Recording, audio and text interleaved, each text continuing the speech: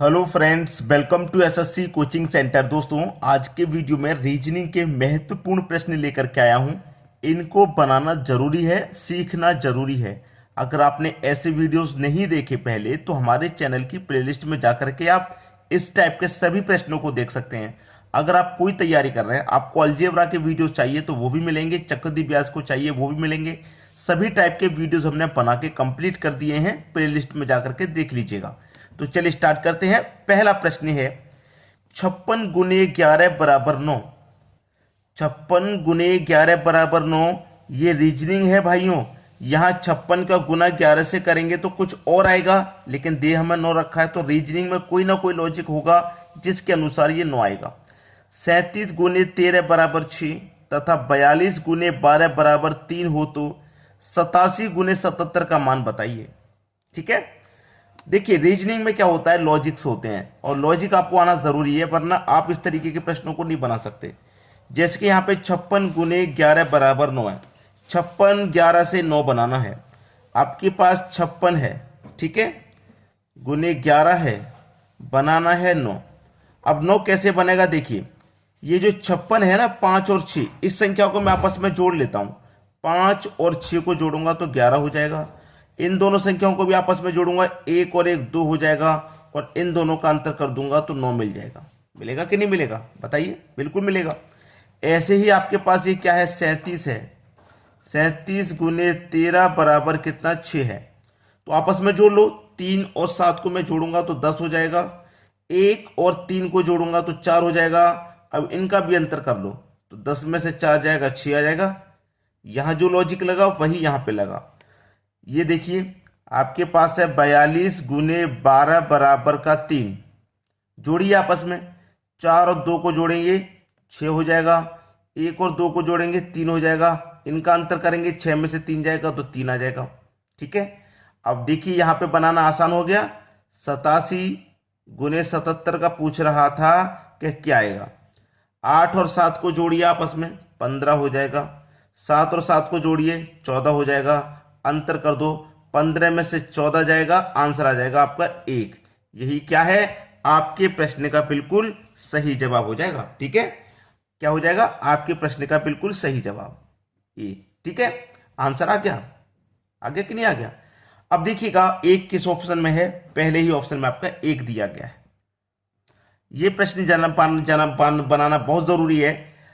एक बात और ध्यान रखें, ऐसा मत करना कि यहां पे कोई दूसरा लॉजिक बना के ला दिया आपने आंसर, यहां पे कोई दूसरा लॉजिक बना के ला दिया, यहां पे कोई दूसरा लॉजिक बना के ला दिया। ऐसे कभी मत करना। एक ही लॉजिक लगना चाहिए सभी जगह पे। जो लॉजिक जहां लगा है हमारा, वही लॉजिक दूसरे में भी लगा है, वही तीसरे में भी लगा और वही चौथे में लगा। याद रखना इस बात को, एक ही लॉजिक आना चाहिए सभी में। ठीक है, अब देखेंगे अगला प्रश्न।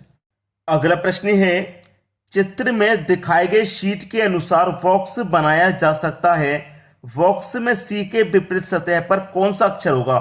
देखिए ये खुला पासा है, ये पासा वाला प्रश्न है। ये खुला पासा दिया गया है जिसकी पूरी 6 दिशाएं आपको दिखाई दे रही हैं। ठीक है, इस तरीके के प्रश्न में होता क्या है, आपसे पूछ रहा है कि सी के विपरीत क्या आएगा। हम देखिए या तो ऐसे चलते हैं या ऐसे चलते हैं, याद रखना। लेकिन एक संख्या छोड़ के चलेंगे, एक संख्या छोड़ के। जैसे मैं यहां से लेके चलूंगा तो एक संख्या को छोड़ करके चलूंगा। जैसे कि हमसे पूछ रहा सी के विपरीत क्या होगा, इस सी के विपरीत क्या आएगा।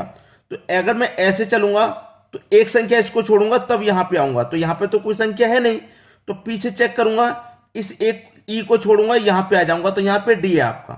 ठीक है, यूं सीधा सीधा चलते हैं, याद रखना, यूं सीधा सीधा एक संख्या को छोड़ के। तो सी के बाद में ई को छोड़ दूंगा, डी आ जाएगा। तो यहां पे मेरा सी के विपरीत कौन सी संख्या हो जाएगी, सी के विपरीत हो जाएगा डी, यानी कि पहला ऑप्शन सही हो गया। अगर मुझसे ई के विपरीत पूछता तो ई के विपरीत मैं यूं चलूंगा, सी को छोड़ दूंगा, बी हो जाएगा, ई के विपरीत बी और बी के विपरीत ई। अगर एफ का पूछ ले तो ऐसे चलूंगा, तो एफ के बाद मैं बी को छोड़ दूंगा, यहां पे आऊंगा, यहां पे कौन है, ए है, तो ए का विपरीत एफ हो जाएगा और एफ का विपरीत ए, इस तरीके से। ठीक है, खुला पासा अगर आपको नहीं आता था इस तरीके से करना तो अब आ जाएगा, कोई प्रॉब्लम नहीं होगी। अब देखेंगे हम अगला प्रश्न। अगला प्रश्न है, निम्नलिखित शब्दों को अंग्रेजी शब्दकोश के अनुसार क्रम में रखने पर कौन सा शब्द तीसरे स्थान पर होगा? एक दो तीन चार ऑप्शन हैं, इनमें से अंग्रेजी शब्द कोश यानी कि डिक्शनरी के अनुसार तीसरे नंबर पे कौन आएगा, बताना बहुत आसान है भाई। देखिए आपको के दे रखा है सभी में, नॉर्मल सी बात है। एन दे रखा है सभी में, नॉर्मल सी बात है। अब तीसरे नंबर पे क्या दे रखा है, ए।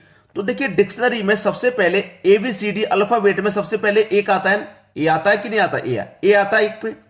तो देखिए ये तो हो गया पहले नंबर पे, हो गया कि नहीं हो गया, ये पहले नंबर पे हो गया। अब ये तो पहले नंबर पे आ गया, कोई बात नहीं, हटाइए इसे।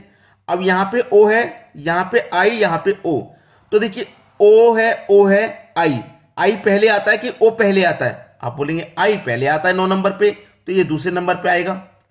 ठीक है, दूसरे नंबर पे आने के बाद में यहां पे भी ओ, यहां पे भी ओ, तो नॉर्मल हो गया दोनों में भाई, KNO।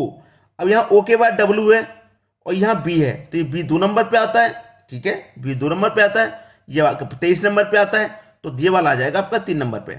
तो 1 नंबर पे ये है, 2 नंबर पे ये है और 3 नंबर पे, 3 नंबर पे पूछ रहा था ना कि तीसरे स्थान पर क्या होगा, तीसरे स्थान पे होगा KNOB डिक्शनरी के अनुसार। इसको आप बना सकते हैं, ज्यादा मुश्किल नहीं है। ठीक है, अब देखेंगे हम अगला प्रश्न। अगला प्रश्न है, यदि 879 बराबर 8, 625 बराबर 1 और 586 बराबर 9 हो तो 785 का मान क्या होगा। 8 7 9 बराबर 8, यही तो है, 8 7 9 बराबर 8। कैसे आएगा भाई 8 कैसे आएगा। पहली जो संख्या है ना 8, उसे ऐसे ही रहने दो, और जो बाद वाली दोनों संख्या है दोनों को जोड़ लो, तो 7 और 9 कितना हो जाएगा भैया 16। दोनों का अंतर कर दो, 16 और 8 का अंतर आ जाएगा 8, ये 8 बन गया। वैसे ही आगे क्या दे रखा आपको 625। ठीक है, 625 बराबर 1। तो मैंने क्या बोला, पहले वाली संख्या जैसे हमने 8 को 8 लिया था, ऐसे 6 को 6 ले लेंगे और बाद वाली दोनों को जोड़ देंगे, तो 2 और 5 कितना हो जाएगा भैया 7, कर दो दोनों का अंतर, तो 6 और 7 का अंतर 1 ही हो जाएगा, हमको 1 ही दिया गया है।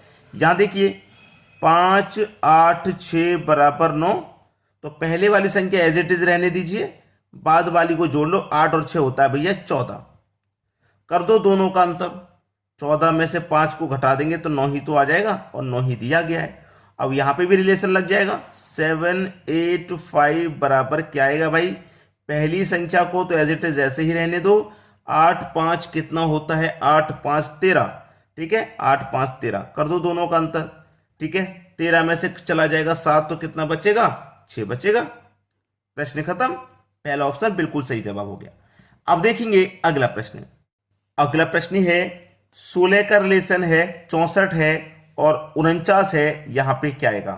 देखिए हमको अच्छे से मालूम है कि 16 क्या होता है, 4 का स्क्वायर।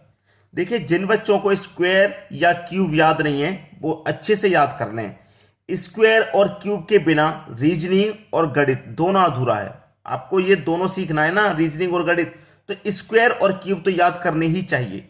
अब आप बोलेंगे सर कितने तक याद कर लें, कोई लिमिट नहीं है। मैं ये नहीं कहूंगा कि सिर्फ 20 तक याद कर लो, आप 50 तक याद कर सकते हैं तो 50 तक कर लो, 100 तक याद कर सकते हैं तो 100 तक कर लीजिए। ठीक है, देखिए 16 क्या होता है 4 का स्क्वायर और 64 क्या होता है 4 का क्यूब। ठीक, ऐसे ही 49 क्या होता है 7 का स्क्वायर। अब देखिए हमने यहां पे क्या किया, जिस संख्या का स्क्वायर किया उसी का क्यूब, तो यहां पे जिसका स्क्वायर कर रहा है उसी का क्यूब कर देंगे कि नहीं कर देंगे। तो 7 का क्यूब कितना होता है भैया 343।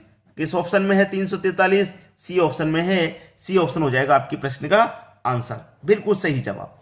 सभी को प्रश्न अच्छे से समझ में आ गया। वीडियो देखने के लिए दोस्तों आपका बहुत बहुत धन्यवाद।